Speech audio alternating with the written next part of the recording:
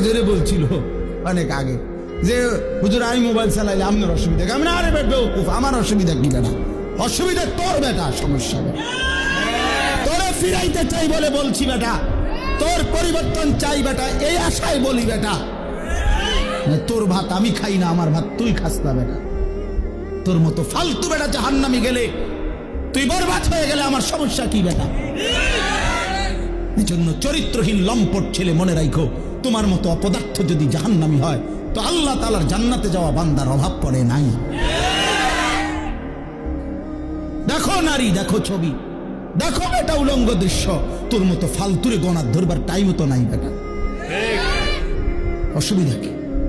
কত নাফরমান আইলো গেল এই পৃথিবীতে, ইসলাম তো কিচ্ছু হয় না। ইসলামের উপরে পালনকারী, ইসলাম মান্যওয়ালা, আল্লাহর কসম, যেদিন নবী সাল্লাল্লাহু আলাইহি সাল্লামের জামানা থেকে আজ পর্যন্ত সর্বযুগে আল্লাহকে সেজদা দেনওয়ালা, তাহাজ্জুদ পড়া, কোরআন পড়া, আল্লাহর কোরআন হিফজ করা, আল্লাহর দ্বীন মানার লোকের কোনো যুগেই ঘাটতি হয় নাই, হবেও না ইনশাআল্লাহ। তো তোমার মতো ফালতু বেটা কামে লাগলে তোমার লাভ, তুমি বরবাদ হইলে কার কি সমস্যা? আমনের কি সমস্যা? আমার কি সমস্যা বেটা?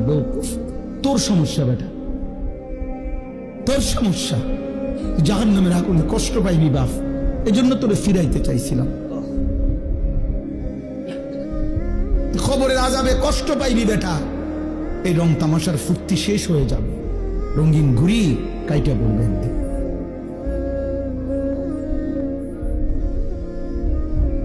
রঙিন ঘুড়ি একদিন কাইটা পড়বে, এই চুলের পেখম একদিন কেউ দেখবে না,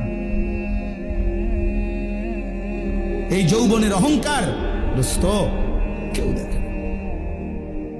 এ দেখতে দেখতে ফুরায় যায়, দেখতে দেখতে হারায় যায়, দেখতে দেখতে হারায় যায়।